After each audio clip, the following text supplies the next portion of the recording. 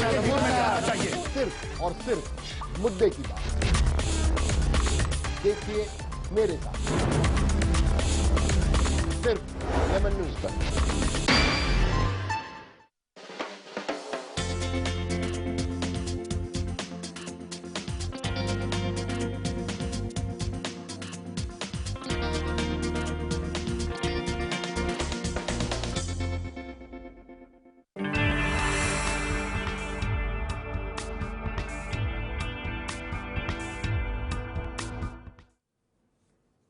Lemon news में आप सभी का स्वागत है। मैं हूं सैयद सलमान और आप देख रहे हैं मुद्दे की बात। बात मुद्दे की होगी देश की आर्थिक राजधानी मुंबई, जो कभी महिलाओं के लिए सबसे सुरक्षित मानी जाती थी, लेकिन अब क्या वो बात रह गई है? अब मुंबई की आबो हवा बदल चुकी है। आंकड़े बताते हैं कि मुंबई में जो आपराधिक घटनाएं घट रही हैं उसकी शिकार ज्यादातर महिलाएं और युवतियां हो रही हैं, लेकिन इनमें भी ज्यादातर नाबालिग लड़कियां होती हैं। अगर आंकड़ों को देखें तो इनके हिसाब से मानसिक विकृति वाले के लिए नाबालिग लड़कियां उनका सॉफ्ट टारगेट होती हैं। साथ ही आंकड़े ये भी बताते हैं कि मुंबई में हर तीसरे दिन एक बलात्कार होता है। हालांकि लोग लज्जा के चलते कई सारे मामले उजागर भी नहीं हो पाते और लड़कियां अपनी सामाजिक इज्जत बचाने के लिए सब कुछ सहन कर जाती हैं। ये सामाजिकता है क्या? इस सामाजिकता की आड़ में पुरुष प्रधान समाज कब तक महिलाओं पर जुल्म करेगा? अगर उसे जुल्म नहीं मानता है तो महिलाएं उसे क्या समझती हैं, और अगर वो जुल्म है तो महिलाएं क्या करें? ऐसे कई सारे मुद्दों पर हम बात करेंगे। मुद्दों पर फिलहाल हमारे साथ कई अतिथियों को होना है। कुछ ही देर में हमारे साथ सभी जुड़ेंगे, लेकिन फिलहाल हमारे साथ हैं एक एनजीओ चलाती हैं बिंदिया साहिबा खान, फाइट सेक्सुअल हरेसमेंट उनकी संस्था का नाम है। ये लॉ की छात्रा हैं, LLB कर रही हैं, फर्स्ट ईयर है उनका। युवा है, युवाओं के भी प्रतिनिधित्व कर रही हैं, साथ ही लीगल पहलुओं पर भी बात करेंगी। एक महिला होने के नाते, एक युवती होने के नाते उन पर किस तरह से क्या बीतती है, बेझिझक और बेधड़क आपसे बात करने के लिए वो तैयार हैं। हमारे साथ हैं बिंदिया साहिबा खान फिलहाल, और कुछ अन्य अतिथि हमारे साथ थोड़ी देर में जुड़ते जाएंगे। हम आपसे उनको मिलाते जाएंगे। बिंदिया जी, आपका बहुत बहुत स्वागत है।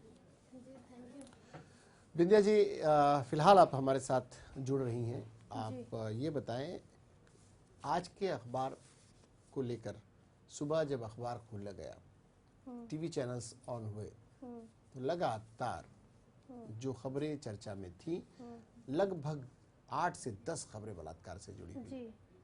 उसमें 3 से 4 मुंबई और आसपास के इलाकों की। ऐसी खबरें जब आप देखती हैं, पढ़ती हैं, क्या सोचती हैं? सर देखिए, बलात्कार के खबरें आजकल ही नहीं आ रहे हैं, ये बहुत दिनों से आ रहे हैं और दिन बर दिन बढ़ते जा रहे हैं। बलात्कार तो पहले भी होता था, अभी भी हो रहा है। कोई बोलता है कि ये रिपोर्ट आजकल ज़्यादा हो रही है, लेकिन दिन बर दिन, जैसे मैं एक महिला होने के नाते जब ट्रैवलिंग करती हूँ, जब मैं लोकल ट्रेन में चढ़ती हूँ, जब मैं रिक्शे में चढ़ती हूँ, अगर 5 मिनट के लिए मैं रास्ते पे चल भी रही हूँ तो भी जितने भी मर्द नज़र आते हैं मुझे घूरते हुए नज़र आते हैं। वो घूरते हैं, मतलब ऊपर से नीचे तक घूरते हैं।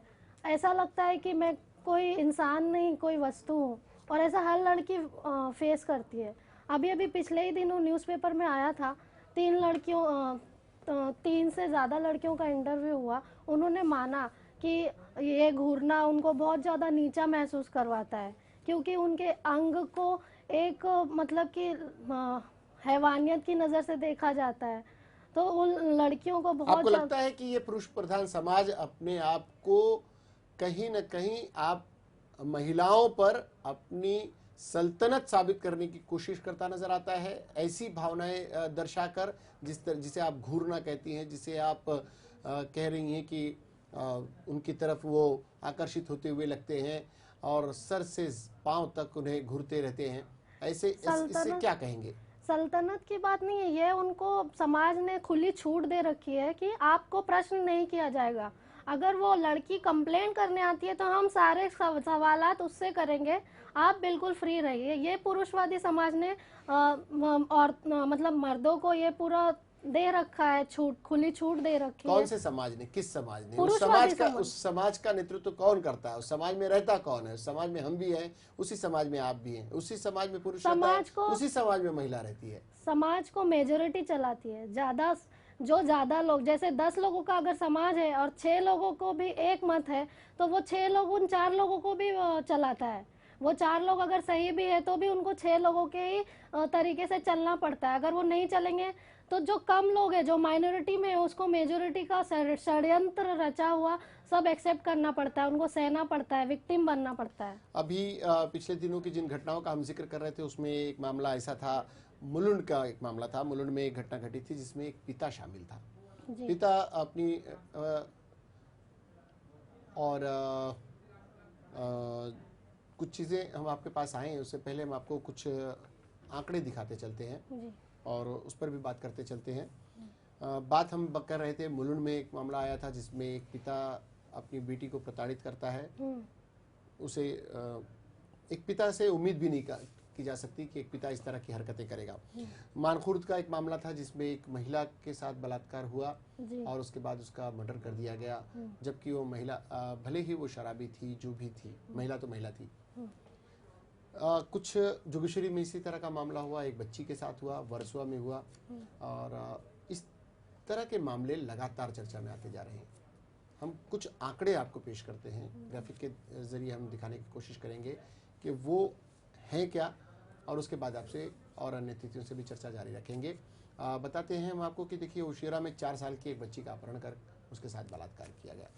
इस मामले में आरोपी हालांकि गिरफ्तार किया जा चुका है, लेकिन 4 साल की बच्ची, उसका अपहरण और बलात्कार। जोगेश्वरी में एक मामला ऐसा आया जिसमें शादी का झांसा देकर बलात्कार किया गया।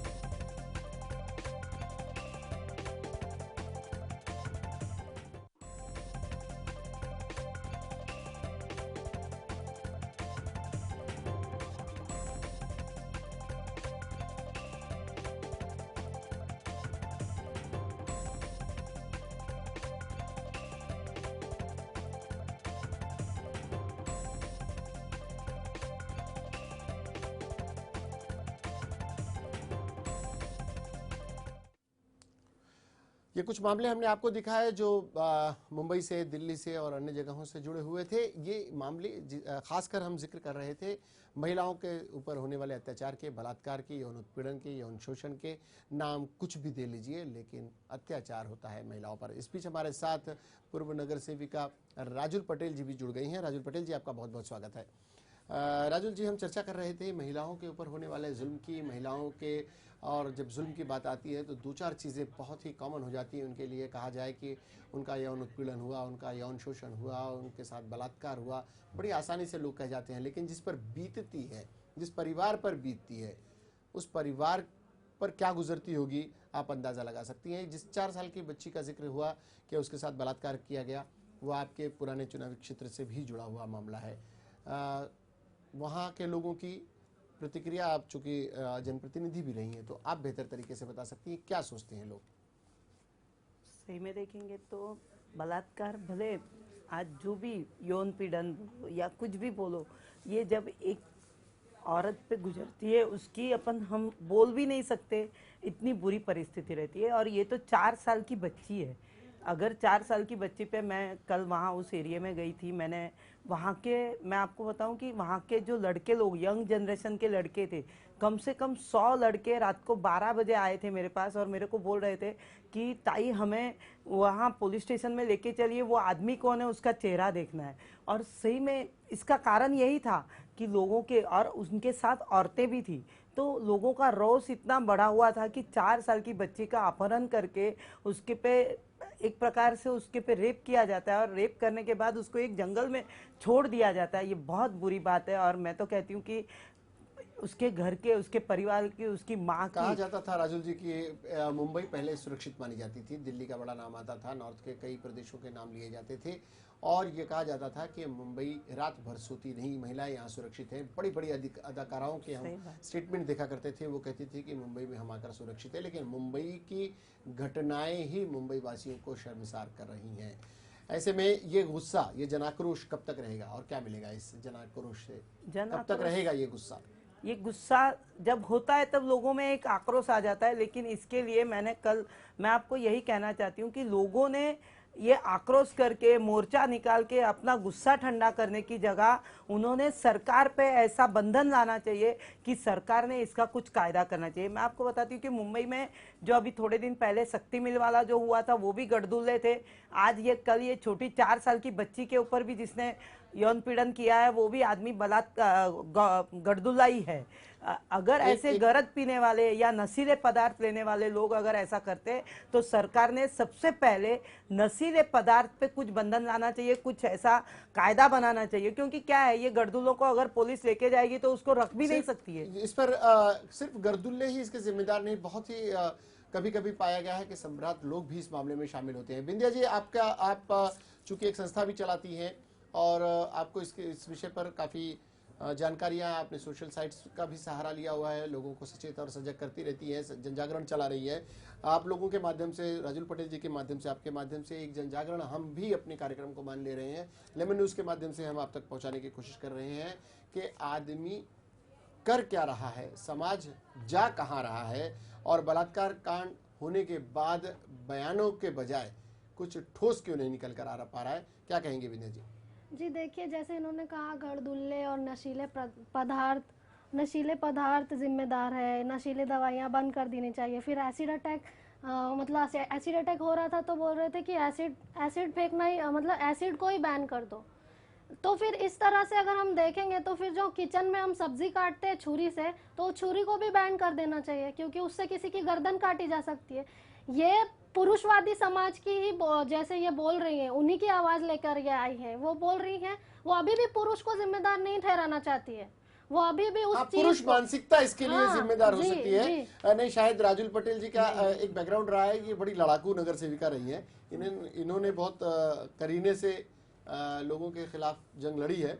बेहतर है हम इस विषय पर थोड़ा सा, पुरुष के खिलाफ मैं नहीं हूँ, पुरुष के खिलाफ नहीं, पुरुष के खिलाफ हूँ, मानसिकता के खिलाफ हूँ। हमारे साथ एक और भी महत्वपूर्ण अतिथि जुड़े हैं जो कई सारे मामलों पर बेहतर प्रकाश डाल सकते हैं। हमारे साथ डॉक्टर राजन भोसले साहब जुड़ गए हैं, जो जाने माने सेक्सोलॉजिस्ट हैं और कई इस तरह के मामलों पर बेहतर टिप्पणियां कर सकते हैं, क्योंकि वो मनोविज्ञान को भी समझते हैं, पुरुष मानसिकता को भी समझते हैं, स्त्री मानसिकता को भी समझते हैं। डॉक्टर राजन भोसले साहब, आपका बहुत बहुत स्वागत है।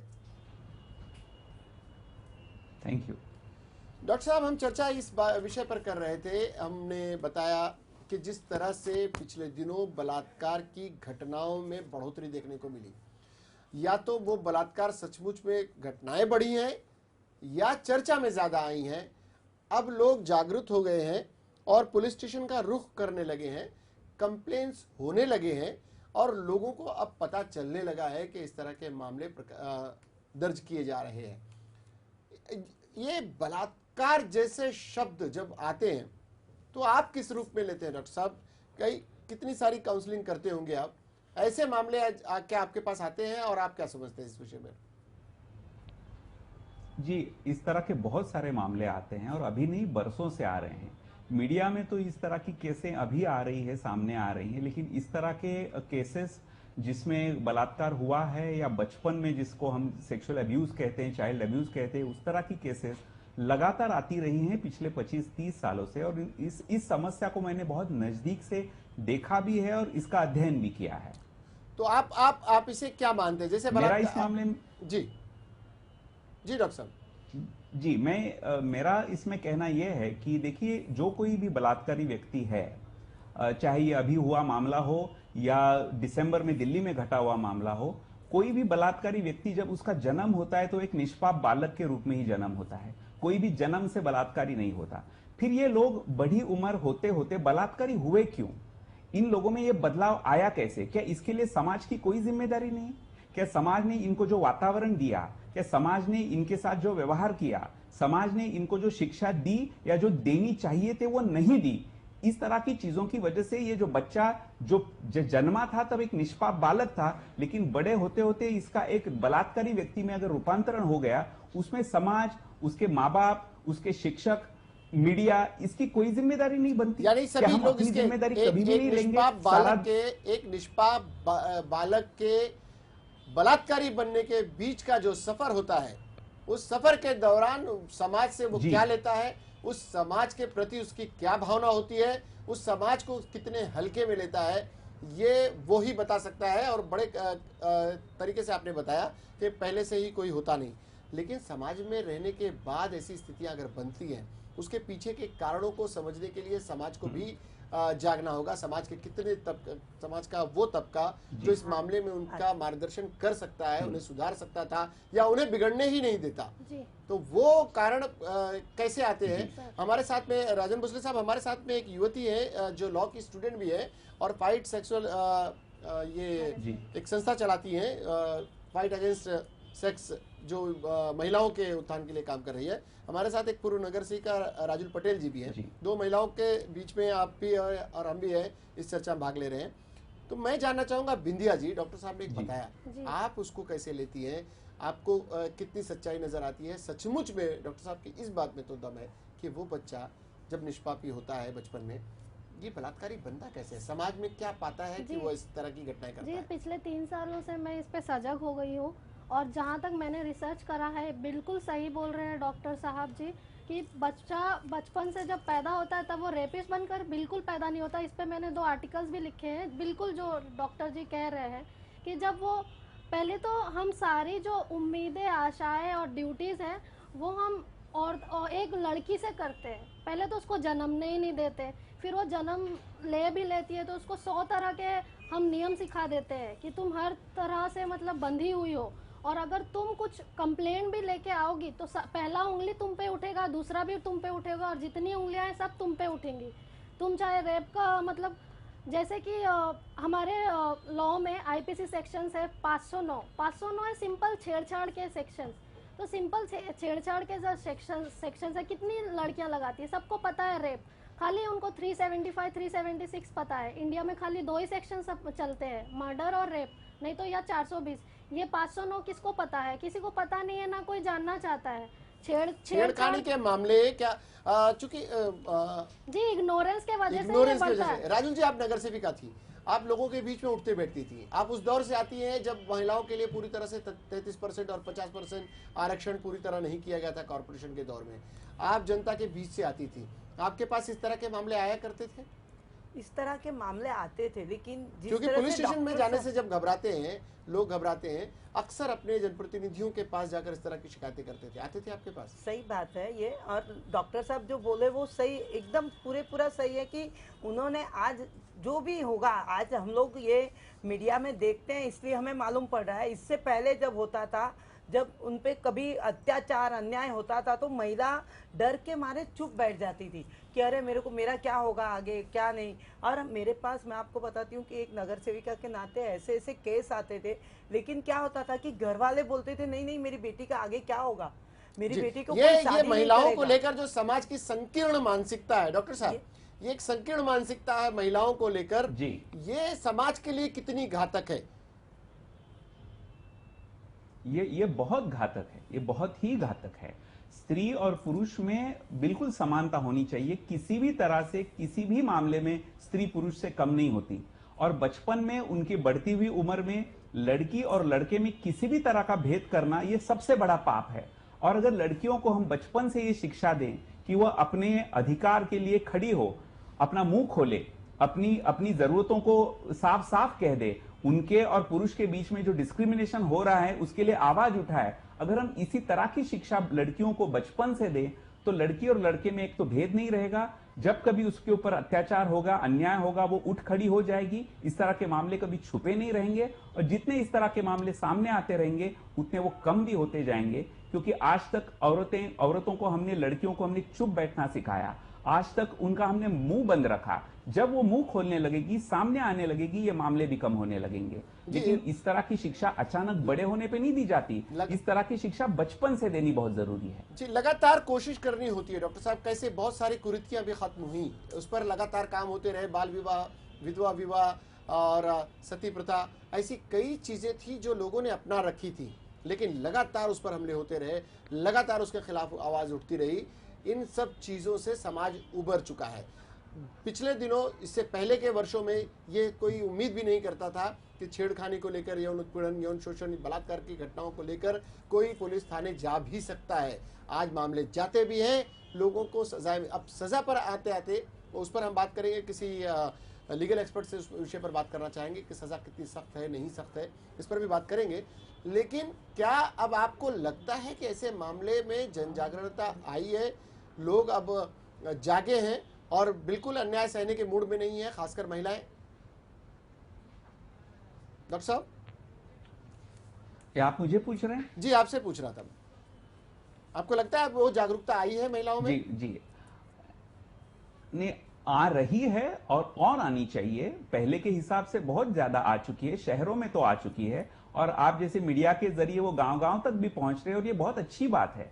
और भी इसमें जागरूकता आनी चाहिए और हर तरह के स्तर तक ये पहुंचनी चाहिए।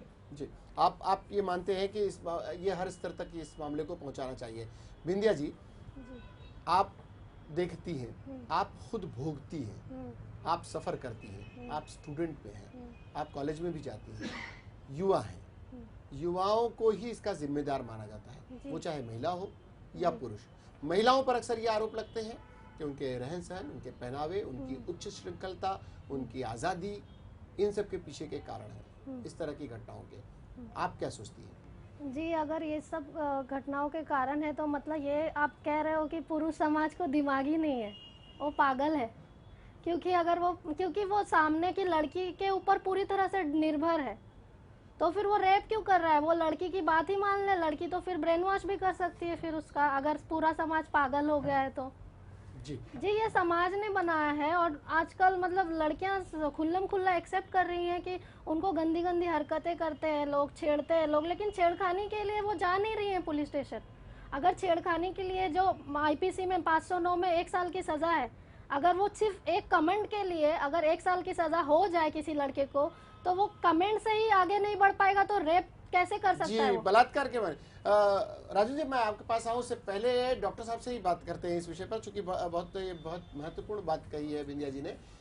डॉक्टर साहब, एक मामला, एक यौन उत्पीड़न, किसी का यौन शोषण हो रहा है, यौन उत्पीड़न हो रहा है, शुरुआत उसकी छेड़खानी से हुई किसी पुरुष की। वो क्या मानसिकता होती है कि उसके भीतर का वो बलात्कारी जो एक निष्पाप बालक था, वो एक छिछोरे बालक में जब उसका एक किशोर में बदलता है, उसकी हरकतें इस तरह की छेड़खानी वाली तक पहुंचती हैं, अपनी हम उम्र लड़कियों को या उससे बड़ी औरतों को भी छेड़खानी जब करना शुरू करता है, वो क्या मानसिकता होती है उसकी? कैसे ये बदलाव आते हैं कि अगर उस पर फौरन सजा दे दी जाए, उसे पुलिस थाने पहुंचा दिया जाए, उसके ऊपर कार्रवाई हो, क्या वो बदलाव आएगा उसमें, या फिर जो छूट मिलती गई उसके कारण उसमें बदलाव आता गया? जी डॉक्टर साहब। देखिए, ऐसा है कि जब बच्चों की उम्र बढ़ती है और बढ़ती उम्र में जब उनके अंदर शारीरिक बदलाव आने लगते हैं, जिससे हम पौगंडावस्था कहते हैं या एडोलेसेंस कहते हैं, उस वक्त उनके शरीर में नए नए हार्मोन्स पैदा होने लगते हैं, जिनमें उनका कोई दोष नहीं है, वो शरीर धर्म है। और उस हार्मोन्स की वजह से उनके अंदर जो सेक्सुअल चेंजेस आने लगते हैं शरीर में और मन में भी, उन चेंजेस को किस तरह वो सामने आए, उनका कैसे मतलब निकाले, उनके अंदर होने वाले बदलावों को वो किस तरह से उसका सामना करे, उन पे नियंत्रण करे, उनका मतलब निकाले। उनके अंदर जब बहुत सारे सेक्सुअल थॉट्स आते हैं, सेक्सुअल फीलिंग्स आ रहे हैं, उनका क्या करे, इसकी कोई शिक्षा हमने उनको दी नहीं। हम उन्हें हर तरह की शिक्षा स्कूल में, कॉलेज में देते हैं, लेकिन जब सेक्सुअल चेंजेस घटने लगते हैं, तब उस सेक्सुअल एनर्जी की राह कैसे वो उन्हें उसे दिखाएं, इसकी कोई शिक्षा हमने दी नहीं। इसलिए सेक्स एजुकेशन इसके लिए बहुत जरूरी है। जैसे देखिए, बिजली जब आसमान में कड़कती है तो लड़कियों में भी आती है।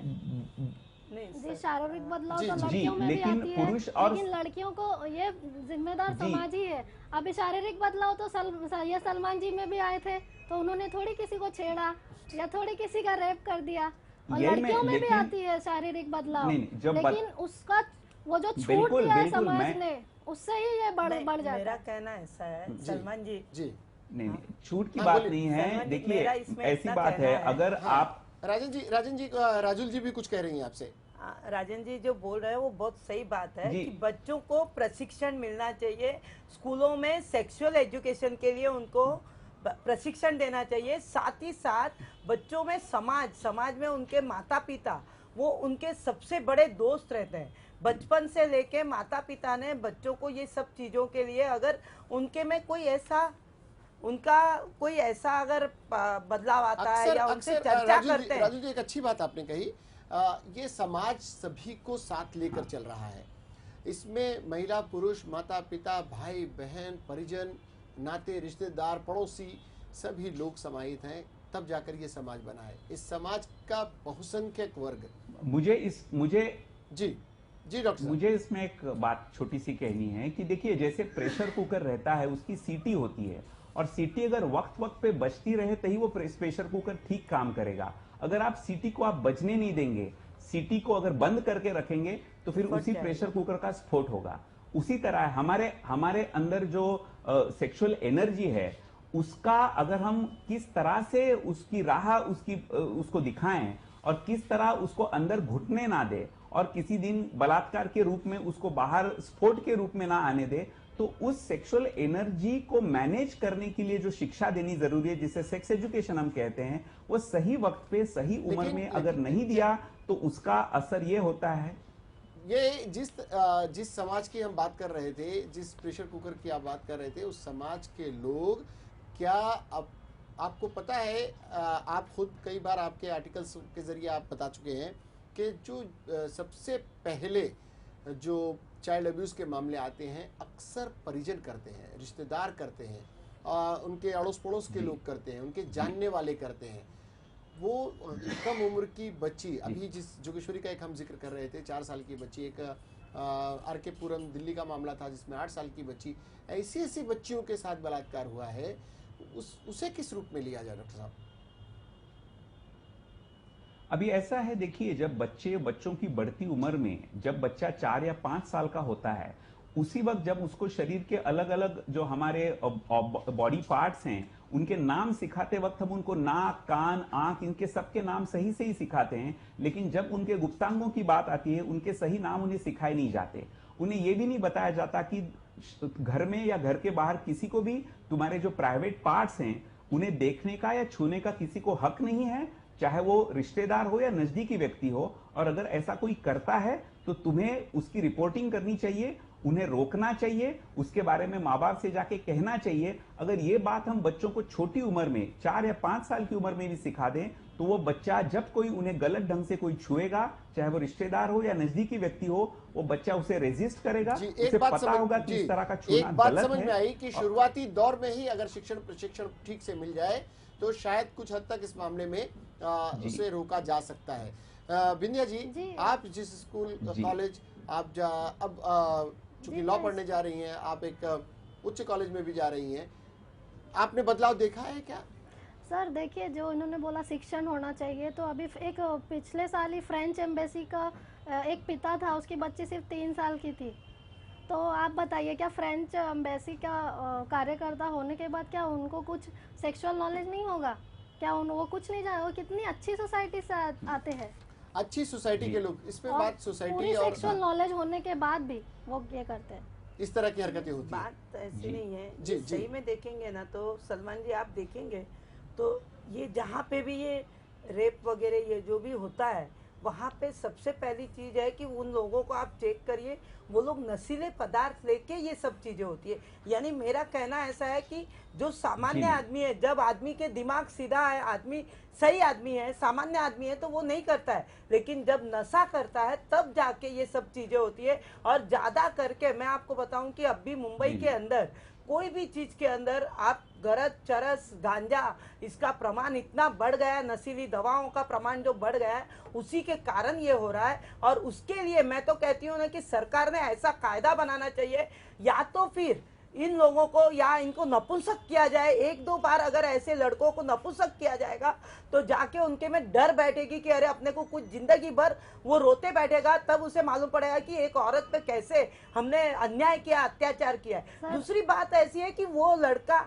जो ऐसे नशीले पदार्थ लेने वाले लोग हैं, उसके लिए सरकार ने सर, समाज- ऐसा कोई कायदा करके उनको जेल के अंदर 1-2 साल रख के कायदे- उनका रिहेबिलिटेशन करना समाज चाहिए। कितना अनसंवेदनशील होता जा रहा जी, है जी, जी। कि आज हमें समाज में- मतलब अभी भी वो बोल रहे हैं कि बलात्कार होने पे ये करना चाहिए, वो करना चाहिए, लेकिन छेड़छाड़ करना कुछ जुल्म ही जी, नहीं है। जी, जी, उसको छेड़छाड़ से इग्नोर ही- करते करते इसको इतना बड़ा बनाओ, तब जाके हम कुछ करेंगे। जी, यानी जब कुछ हो छोटी जाता है बात हुई बड़ी- तो नहीं, छोटा जी। अगर गलत है अरे तो 4 नहीं साल है, की बच्ची बड़ा को क्या गलती, मालूम हाँ है 4 जेल साल का की बच्ची है तो वो अगर गलत है। बच्चा- हमारे साथ और ये अगर क्या कोई मालूम? अच्छी बात है, आपने कुछ कानून- अच्छी है, 4 साल की strong है, बच्ची तो पे वो जब सही है। बलात्कार होता है तो उसको छेड़छाड़ क्या मालूम है? 4 साल की बच्ची को तो मालूम आप ही नहीं है उसको क्या ऐसा चीज है, समाज और वो बोलने भी नहीं बच्ची जा की सकती नहीं है। बात कर रही हूँ मैं, अपराधी की बात कर रही हूँ, अपराधी। समाज की बात कर रही हूँ। जी, अपराधी जब मालूम समाज पड़े अपराधी को अगर पूरा छूट छेड़छाड़, देता डॉक्टर है। साहब जिस बात का डॉक्टर राजन भोसले साहब जो बता रहे थे कि किस तरह से अगर प्राइवेट अंगों को जिस तरह से छूने की कोशिश होती है, छेड़खानी की कोशिश होती है, आंखों के इशारे से बात होती है, जब भी जिस किसी को भी समझ में आए, अगर पहली फुर्सत में ही उस पर कंप्लेन हो जाए जी। और जी, इस बिल्कुल। मामले को समाज के सामने लाया जाए, बड़ा तो शायद होने उस पर ही समाज बड़ा होने के बाद बलात्कार उसकी और आजकल बलात्कार भी नहीं, आजकल extreme बच्ची गैंग रेप, एक्सट्रीम है बलात्कार। और किसी एक व्यक्ति द्वारा किसी एक महिला का बलात्कार नहीं, बल्कि सामूहिक बलात्कार निंदनीय ही नहीं है, हर तरह से उसके जितनी भी घोर निंदा की जाए कम है। हमारे साथ कानून के हम बात कर रहे थे कि कुछ कानून से जुड़ी हुई बातें करेंगे। हमारे साथ स्टूडियो में होना था एडवोकेट अंजनी सिंह जी को, किसी कारणवश हमारे साथ नहीं जुड़ पाए, लेकिन टेलीफोन लाइन से वो हमारे साथ जुड़े हैं। अंजनी जी, आपका बहुत बहुत स्वागत है। धन्यवाद, नमस्ते जी। एडवोकेट अंजनी सिंह जी, आप हम चर्चा कर रहे थे छेड़खानी, यौन उत्पीड़न, यौन शोषण, जी।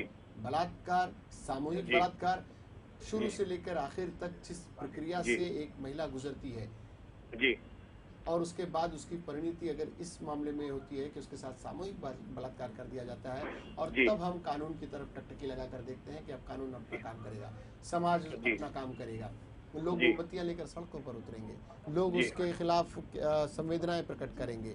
जी। इस तरह की भावनाएं आने से पहले ही अगर कानून अपना काम करता जी। समाज करता, तो क्या बेहतर नतीजे नहीं निकलते? नहीं सलमान भाई, जी। सलमान जी सर, मैं आपसे एक बात करना चाहूंगा सर। जी जी जी देखिए, जो आपने कहा कि समाज को ये काम करना चाहिए और मोमबत्तियां जो लोग निकलते हैं उसमें पहले कार्रवाई करना चाहिए, इस मामले में आपको मैं एक बात यही कहूंगा कि अपने देश का कानून किसी भी व्यक्ति को स्वयं शिकायत करने का और जाके अपनी बात करने का अधिकार देता है, ठीक है।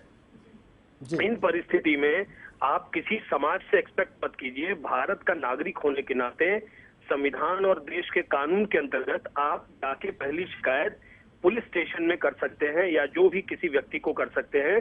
कोई व्यक्ति भी आपके लिए जाके शिकायत कर सकता है। और जहां तक आपने बोला मॉलेस्टेशन, जिसको छेड़छाड़ बोलते हैं, छेड़छाड़ करना या फिर अटेम्प्ट टू रेप करना या रेप करना या गैंग रेप करना, ये सब अलग अलग अपराध हैं और सब अलग अलग अपराध के खिलाफ आप जाके अलग अलग शिकायत कर सकते हैं। ऐसा नहीं है कि आपके साथ कोई व्यक्ति एक बार छेड़खानी किया तो आप जब तक वो बलात्कार नहीं कर ले आप शिकायत नहीं करेंगे। आप छेड़खानी की शिकायत कर सकते हैं। होता यह है यौन उत्पीड़न और बलात्कार के मामलों में जिस तरह की त्वरित और योग्य कार्रवाई होनी चाहिए, उसकी व्यवस्था होनी चाहिए, क्या ऐसी व्यवस्था हुई है? बिल्कुल हुई है सर। और ऐसे में मैं बार बार बोल रहा हूँ, शिकायत पुलिस तक जाती नहीं है जी। नहीं तो आज की तारीख में आप लोगों की जागरूकता से, मैं इसमें मीडिया को बहुत अप्रिशिएट करूंगा, मीडिया की जागरूकता से और जो अप्रोच है मीडिया का, इसके कारण से भी काफी जागरूकता बढ़ी है। या निर्भया का केस हो दिल्ली में, या मुंबई का केस हो, या कोई भी केस हो, आज जिस तरह से सारी बातें सही तरीके से, आज आपने गौर किया होगा निर्भया के केस के बाद हम लोग रोज टीवी पे हर दिन 2-3 रेप की खबर, बच्ची के साथ रेप, इसके साथ रेप। इसका मतलब ये नहीं कि रेप बढ़ गया, मेरा ऐसा मानना है, इसका मतलब ये हो गया कि लोगों में जागरूकता आ रही है और आ गई है। जी बिल्कुल। आपसे सबसे बड़ी बात जब आपसे बात हो रही थी उससे पहले हम इसी विषय पर चर्चा कर रहे थे कि जागरूकता आते आते आती है। बहुत सारे जैसे बाल विवाह की प्रथा, कुप्रथा बंद हुई, विधवा विवाह नहीं होता था, होना शुरू हुआ, सती प्रथा बंद हुई, बहुत सारे जो कर्मकांड पाखंड चलते थे उस पर विश्राम लगा, उस पर विराम लगा, और कहीं ना कहीं इसके पीछे जागरूकता ही आने का कारण रहा। जागरूकता लोगों में आ रही है, अब मामले प्रकाश में आना शुरू हुए हैं, लोग जाते हैं।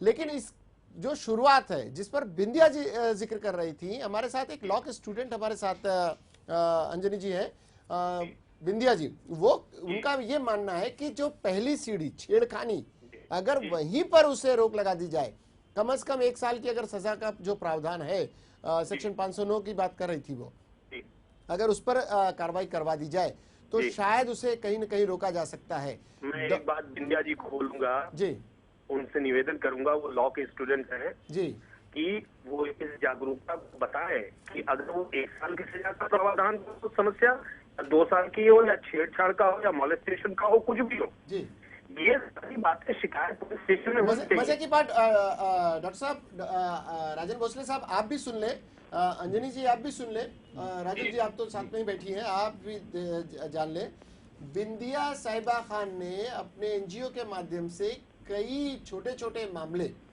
पुलिस स्टेशन में दर्ज करवाए हैं। बिंदिया जी आप ही बताएं।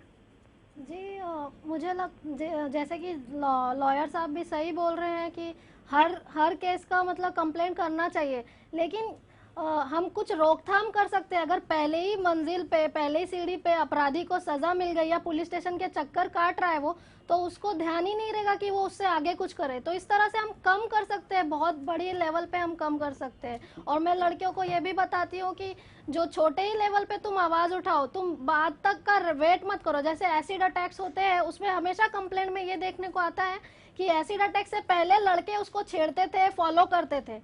तो वो लड़की को अगर जागरूकता होती, अगर उसको पता होता कि वहीं पर वो कंप्लेंट कर सकती है, या उसके माता पिता साथ देते, माता पिता बाद में बोलते हैं पुलिस मदद नहीं करती। आप जब इन मामलों को लेकर आपके पास जो मामले आते हैं या आप पर बीतती है, आप जब मामलों को दर्ज कराने जाती है, अब तक कितने मामले आपने दर्ज कराए हैं? जी अब तक मैंने करीब 6-7 मामले दर्ज करा चुकी हूँ। खुद पर बीते हुए या अन्य पर? खुद पर बीते हुए। खुद पर बीते हुए मामलों को लेकर अन्य आते ही नहीं है दर्ज कराने तक। अच्छा ठीक है, आप जब पहुँचती है आपके डॉक्टर साहब आप सुन रहे हैं, इस पर आपके पास आऊंगा मैं, डॉक्टर राजन भोसले साहब, बिंदिया जी की बातों से कुछ चीजें निकल कर आए तो शायद आप उसका मनोवैज्ञानिक जवाब दे पाए। जिस तरह से आप जाती हैं, आप कंप्लेन करती हैं, आप लोगों तक पहुंचती हैं, उसके बाद कानून संभालने वाली जो पहली सीढ़ी होती है पुलिस विभाग की, वहाँ पर आपको क्या प्रतिक्रिया? सर कानून बहुत अच्छा है, मतलब जो लोग बोलते हैं, क्या प्रतिक्रिया होती है? थाने में मैं रहती हूँ, वहाँ की पुलिस तो इतनी कोऑपरेटिव है, लेकिन वो मुझे मतलब बिठा के अच्छे से मतलब बोलते हैं मैडम आप पानी पियो, चाय पियो, आपको कुछ चाहिए क्या, हम वो बिल्कुल अच्छे से रहते हैं, कंप्लेंट दर्ज कराते हैं। लेकिन 6 के बाद जब मैं 7वां कंप्लेंट करने गई, अलग अलग पुलिस स्टेशन में मैं गई हूँ कंप्लेंट करने, तो वो बोलते हैं कि 60 लाख आबादी वाले थाने में सिर्फ तुम ही एक लड़की हो जिसके साथ रोज छेड़छाड़ हो रहा है जी। तो कहीं ना कहीं डॉक्टर साहब देखिए, एक महिला, पहली बात यह है कि कंप्लेन करना ही क्या, इसका कंप्लेन करना ही चाहिए, ये बात एडवोकेट अंजनी सिंह जी भी कह रहे हैं। इस तरह के कंप्लेंट्स आते रहे हैं, नगर सेविका के रूप में जब राजुल पटेल जी काम करती थी या आज भी समाज सेवा कर रही हैं, लोग आते ही होंगे, कंप्लेंट्स आते रहते हैं। वो मानसिकता क्या होती है डॉक्टर साहब, जो इस तरह की घटनाओं को अंजाम देने में जो जो काम आती है? वो पुरुष प्रधान, इसे क्या प्राकृतिक रूप से मान लिया जाए कि पुरुष बड़ा बलशाली होता है इसलिए वो अपने अधिकार को स्थापित करने के लिए इस तरह की घटनाएं करता है, इस तरह की घटनाओं को अंजाम देता है? क्या इस मामले को इस रूप में लिया जाए डॉक्टर साहब? क्या है बेसिकली, हमारा समाज बदल रहा है लेकिन पूरी तरह से अभी बदल नहीं चुका। उसे बदलने में अभी वक्त लगेगा और हम सभी को इस दिशा में काम करना होगा। जितना पुरुष प्रधान हमारा देश पहले रह चुका है, हमारा समाज पहले रह चुका है, उतना अभी नहीं रहा। और मैं ये भी नहीं कहता कि स्त्री प्रधान होना चाहिए। स्त्री और पुरुष दोनों का जो स्थान है वो एक जैसा है, इसलिए हमारे देश में अर्धांगिनी कहा जाता है। उन दोनों का स्थान एक है और स्त्री को अपने अधिकार के प्रति जागृत करना, उसे शिक्षित करना, उसे ये जो लॉ के सेक्शंस है, जैसे ईव टीजिंग की बात कर रहे थे 509 की, इसके प्रति जागरूक करना, स्कूल के लेवल में भी लड़कियों को बोल देना कि कोई छेड़छाड़ करता है तो तुम्हें पूरा अधिकार बनता है। इस तरह का एजुकेशन देना ये बहुत जरूरी है। और हर लड़की, उस पे चाहे रास्ते पे किसी ने दूर से की हुई छेड़छाड़ हो या किसी को गलत ढंग से छुआ हो, उस लड़की में इतनी हिम्मत हमें देनी चाहिए कि वो जाके इस बात को पुलिस में दर्ज करे और उसे तकलीफ देने वाले व्यक्ति को दंड हो। लेकिन ये हिम्मत लड़की में आने के लिए समाज, उसके माता पिता, उसके चारों तरफ के लोग, पुलिस स्टेशन का बर्ताव, इन सब की अपनी अपनी जिम्मेदारी बनती है और हम सबको अपनी अपनी जिम्मेदारियां बखूबी संभालनी चाहिए। डॉक्टर साहब, ये इस बात में कितनी सच्चाई है कि इस तरह के लोग सिर्फ मनोविकृत होते हैं, इनमें इस तरह की भावनाहीन भावना होती है, समाज से ये कटे होते हैं, ये बस इस तरह से बेख्याली में इस तरह के घटनाओं को अंजाम देते थे, इसमें कितनी सच्चाई होती है? जी, इसमें ऐसा है, देखिए, जैसे मैंने कहा, कोई भी विकृत जन्म से नहीं होता। विकृति धीरे धीरे उम्र के साथ पैदा होती है। जैसे मैं पहले भी कहने की कोशिश कर रहा था, जैसे देखिए, जब आकाश में बिजली कड़कती है तो काफी विध्वंसक रहती है, लेकिन उसी बिजली का अगर हम विज्ञान आत्मसात करें और उसी बिजली का अगर हम उपयोग करें तो वही बिजली आज लाइट, टेलीविजन चला रही है। उस तरह हमारे अंदर जो सेक्सुअल एनर्जी है, अगर हम उसका सही रास्ता, उसका विज्ञान अगर हम आत्मसात ना करें और उसे अगर सही रास्ते पे ना ले आए और उसका उपयोग उस एनर्जी का कैसे करें, इसका शिक्षण अगर हम बच्चों को ना दे, तो हो सकता है वो विध्वंसक हो जाए विकृति के रूप में। लेकिन अगर सही उम्र में, कम उम्र बढ़ती हुई उम्र में, जी, नाबालिग बच्चे भी अब पाए जा रहे हैं ऐसे मामलों में, जो 16-17 साल के लड़के हैं, 17 से 18 के बीच के लड़के हैं। जी, सेक्स एजुकेशन, जी, सेक्स एजुकेशन बिल्कुल, जहां बच्चे का जन्म हुआ वहां से सेक्स एजुकेशन शुरू हो जाती है। और अगर हम बच्चे को जन्म से लेकर उसकी बढ़ती उम्र तक, बड़े होने तक अगर सही ढंग का सेक्स एजुकेशन दे और सेक्सुअल एनर्जी का सही उपयोग कैसे किया जाए, ये अगर उन्हें सिखाएं, तो कोई भी दुनिया में विकृत पैदा नहीं होगा। विकृति इसलिए पैदा हुई है कि हमने हमारे बच्चों को बढ़ती उम्र में शिक्षा नहीं दी है, इसलिए विकृति का जन्म हुआ है, विकृति पैदा हुई है लोगों में। विकृति पहले से ही हमने हर मामले में अगर उन्हें प्रॉपर शिक्षण मिल जाए तो शायद इस तरह की घटनाएं न हो, और हो भी तो कम हो। जो नज़रों में आ रहा है, अंजनी जी, ये एक दूसरे के लिए बड़े ही शर्मनाक बात हो जाती है। महिला कंप्लेन करने जा रही है, पुरुष अपने आप को बेकसूर साबित करने की कोशिश कर रहा है, आप जैसे लोग, अन्य वकील हर तरफ से आएंगे, बचाने की प्रक्रिया भी शुरू होती है, लेकिन मामला उसकी गंभीरता को ख़त्म कर देता है कुछ दिनों के बाद। क्या वो गुस्सा, वो अपराध बोध पुरुष प्रधान समाज में आएगा कि ऐसे दोषियों को, जिसका समझ में आ गया हो कि ये अपराध कर चुका है, उसके प्रति किस तरह का भाव रखा जाए? क्या वो जो लोग मांग करते हैं कि मृत्युदंड दे दिया जाए, उनका बधियाकरण कर दिया जाए, ऐसी मांगों में कितना दम है कानूनी रूप से अगर देखा जाए तो? अंजनी जी, शायद अंजनी जी से हमारा संपर्क टूटा हुआ है, अंजनी जी के पास आएंगे। आपको ये इस मामले में आप बताएं, राजुल जी, आप क्या सोचती हैं, किस तरह की कानूनी उनके साथ ये की जाए कार्रवाई? आप निर्भया का मुद्दा अगर बोले थे अभी थोड़ा टाइम पहले, तो मैं उसके बारे में बोलूँगी कि निर्भया के मुद्दे में एक नाबालिग लड़का है। अभी नाबालिग को हमारे कानून में ऐसी सज़ा है कि उसको खाली 3 साल की सज़ा है, 3 साल के बाद वो छूट जाएगा। आज जब वो उसने ये कांड किया तब वो नाबालिग था, जब बाहर आएगा तब वो बालिग हो जाएगा, वो क्या सोचेगा कि मेरे क्या कर लिया इन लोगों ने। 3 साल में उसको कुछ फर्क नहीं पड़ने वाला है। इसलिए मेरा तो कहना ऐसा है कि कानून ने ऐसे कायदे बनाने चाहिए कि जिस कायदे से ऐसे लोग बच के निकल ना जाए। कानून जो से बचकर आदमी- कोई निकलने ना पाए। जो एक बार आदमी जिसने आरोप जिस पर छोटा आरोप लगे- बच्चा हो या बड़ा हो, सभी को ये कांड के लिए, ये रेप करते हैं, ये जो यौन उत्पीड़न करते हैं, इन लोगों के लिए सभी को एक सरीखा कायदा होना चाहिए और उस कायदे से वो बच के निकल नहीं सकते चाहिए। ये मेरा कहना है। जी कानून कितना सख्त है अंजनी जी इस मामले में? चाहे चाइल्ड अब्यूज हो, युवतियों के साथ, किशोरियों के साथ, महिलाओं के साथ, प्रौढ़ महिलाओं के साथ भी बलात्कार तक के मामले सामने आते हैं, तो कानून कितना सख्त है इस मामले में अंजनी जी? सलमान जी, अगर कानून सख्त रहता ना तो ये होता ही नहीं। कानून सख्त सर, नहीं है ना। आज मैं कुछ निर्भया कहना के चाहूंगी। मामले में 6-6 महीने तक कानून निर्णय सख्त नहीं है, लगा। बहुत ज्यादा सख्त है। अगर आप सोचिए, एक मैं ये जुवेनाइल का मानती हूँ कि जुवेनाइल को जो 3 साल का सजा दिया वो बहुत कम है, और जुवेनाइल का इस जो रेप और सेक्सुअल हैरेसमेंट है, इससे निकाल देना चाहिए एक जुवेनाइल को। और कानून बहुत ज्यादा सख्त है सर। आप सोचिए, एक सिर्फ कमेंट के लिए, एक कमेंट आपने लड़की पे की और आपको 1 साल की सजा मिल रहा है, इससे ज्यादा क्या कानून सख्त? यानी कानून आज कानून निर्भया कानून का का मामला काम 6 है। महीने तक कानून कानून बहुत सख्त था सख्त ना, है। चीजें फास्ट कुछ- ट्रैक पे लेने के बावजूद देखिए, समाज निर्भया वही का है, मामला निर्भया 6 का महीना काम नहीं क्यों हुआ। बता रहे? इतने बार रेप केसेस हुआ है, लेकिन इन्हें सिर्फ निर्भया याद आ रही है क्या? उसके और रेप हुए ही नहीं है, क्योंकि है ना, बहुत उसमें सारे हुए गंभीरता हैं, ज्यादा क्यों है। नहीं? उसके एक एक अंग निकाल लिए गए अंदर से, उसके बॉडी के अंदर से एक एक अंग निकाल गए, जब भी उसको तो निर्भया का नंगा नाम करके लिया जा छोड़ रहा है दिया ना। गया, उसके फ्रेंड को छोड़ दिया गया। इसलिए इनको बड़ा लग रहा है। बस बड़े मुद्दे पे ही हम संवेदनशील होंगे, और बाकी सब चीज जाने दो। सब चीज इनको एक जाने- निर्भया याद है, जाने इतनी एक सारी भी- निर्भया है भारत एक भी देश में। चीज जाने नहीं देनी चाहिए। लेकिन मेरा कहना ऐसा है कि आज के जमाने की औरतों ने, लड़कियों ने, समाज ने, उनके समाज उनके मदद के लिए अगर खड़ा रहेगा तो ही वो लड़की या वो औरत कोई भी आगे आएगा। जिस तरह से आज हम मीडिया में दिखा के लोगों को जागरूक कर रहे हैं, ऐसे समाज ने इनको जागरूक करना चाहिए। ये बहुत जरूरी। समाज की जागरूकता की बात है। समाज जागरूक अब नहीं कुछ करता। बातें ऐसी भी हो जाएं, डॉक्टर साहब हम आपके पास आते हैं, कुछ बातें ऐसी भी हो जाएं, समाज की जागरूकता की बात तो है, समाज के वो जागरूक लोग अक्सर हम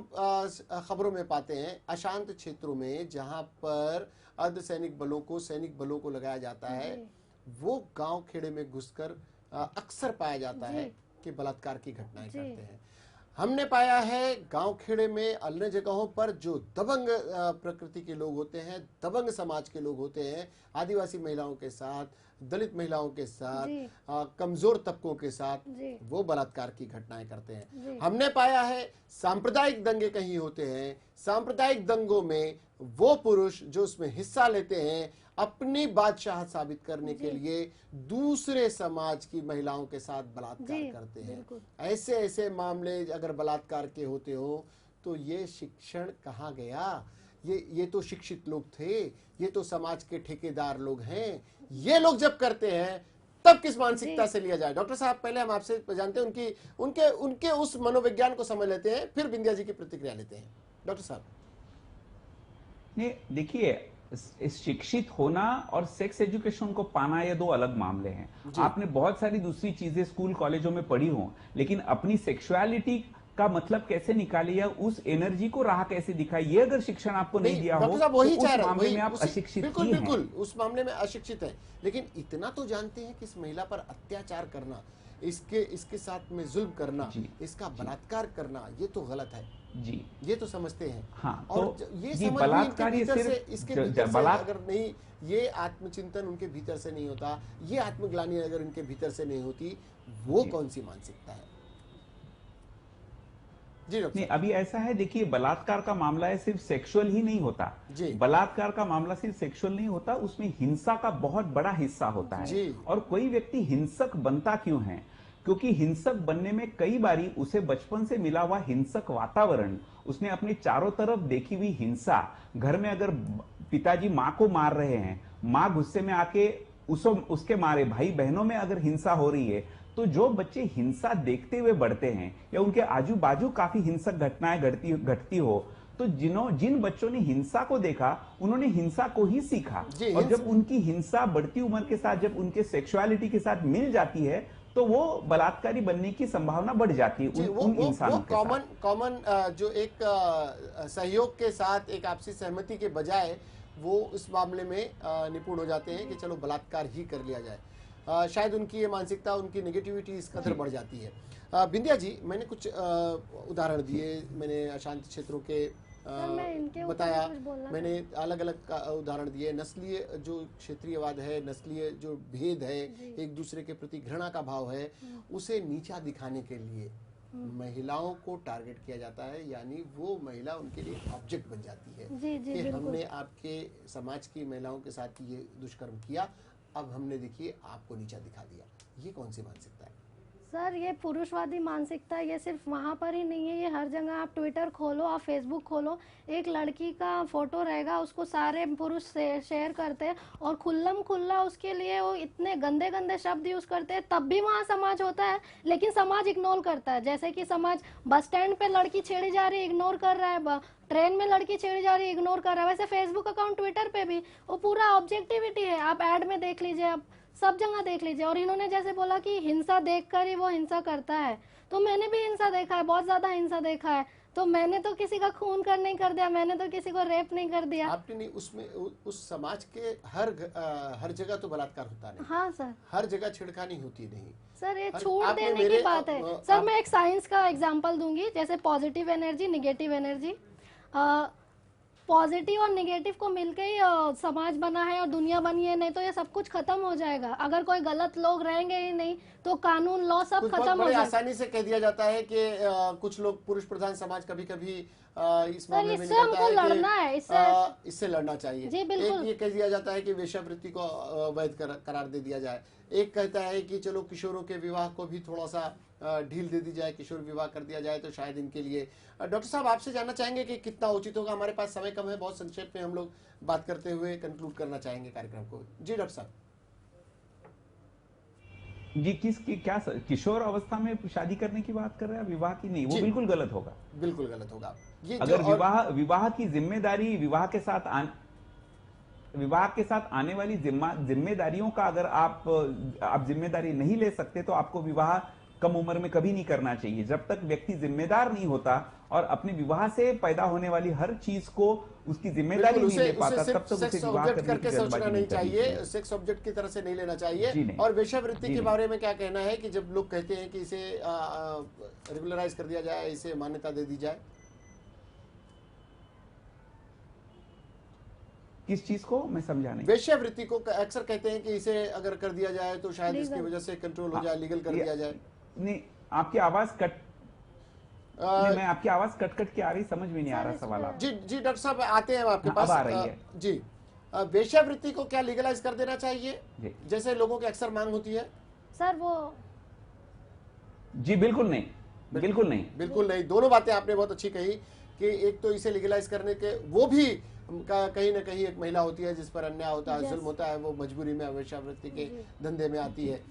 दूसरी चीज, किशोर विवाह को भी सही नहीं ठहराया जा सकता। हमारे साथ राजन भोसले जी जुड़े रहे, बहुत सारी बातें बताई। बिंदिया जी, आप एक युवती के रूप में, आप एक स्टूडेंट के रूप में, आप एक आने वाले कल के लिए भविष्य के रूप में, आप क्या सोचती हैं क्या होना चाहिए? सर, ये जो बलात्कार हो रहा है, बढ़ गया है, ये पिछले ही मतलब 4-5 सालों से जो इग्नोरेंस की वजह से बढ़ा है और बहुत ज़्यादा फैल गया है। अगर पहले ही लोग कंप्लेंट कर देते तो इतना ज़्यादा तो कभी भी नहीं होता था। बुराई कभी भी ख़त्म नहीं होगी, 1-2% में होएगी तो ठीक है, वो एक बैलेंस है, लेकिन 98% तक बढ़ गया है, मतलब बहुत ज़्यादा बढ़ गया। कहीं ना कहीं समाज बिल्कुल ज़्यादा, और जुल्म सहने वाला ज़्यादा गलत होता है। और लड़कियों को बहुत ज्यादा स्ट्रांग होना पड़ेगा, समाज से लड़ना पड़ेगा, समाज से लड़ना पड़ेगा। बिल्कुल। राजुल जी, समाज से तो लड़ना ही होगा, महिलाओं को जरूर। हाँ, जरूरी है। और साथ ही साथ जितनी जिम्मेदारी एक महिला की है, उतनी जिम्मेदारी हमारे समाज की भी है कि समाज ने उसको किस तरह से लेना चाहिए। और साथ ही समाज में उसे जिस तरह से लेना चाहिए, समाज भी उतने तरीके से लेता नहीं नहीं है। है। डॉक्टर साहब, चलते चलते, आप हमारे बुजुर्ग हैं, आप समाज के सम्मानित व्यक्ति हैं, आप ऐसे केसेस को बड़ी खूबसूरती से हैंडल भी करते हैं। क्या कहना चाहेंगे, अगर एक संदेश आप हमारे कार्यक्रम के माध्यम से जनता को देना चाहें तो। जी, मेरा ये संदेश है कि सेक्स एजुकेशन हर स्तर पे देना जरूरी है। माँ बाप को अपने बच्चों को देना चाहिए, शिक्षकों को अपने विद्यार्थियों को देना चाहिए। बढ़ती उम्र में जो बड़े बच्चे हैं, शादी के पहले ये शिक्षण देना बहुत जरूरी है। अगर सेक्स एजुकेशन हम सही उम्र में और हर उम्र में सही ढंग से देते रहें तो इस समस्या को हम कहीं ना कहीं आगे बढ़ के रोक सकेंगे। आप उसे रोक सकेंगे। आपकी तरफ से ये बिंदिया जी, आपकी तरफ से क्या ये आंदोलन आपका जारी रहेगा? जी बिल्कुल जारी रहेगा। कहीं भी हो तो कंप्लेन करना। जी बिल्कुल बिल्कुल बिल्कुल तभी वो कम होगा।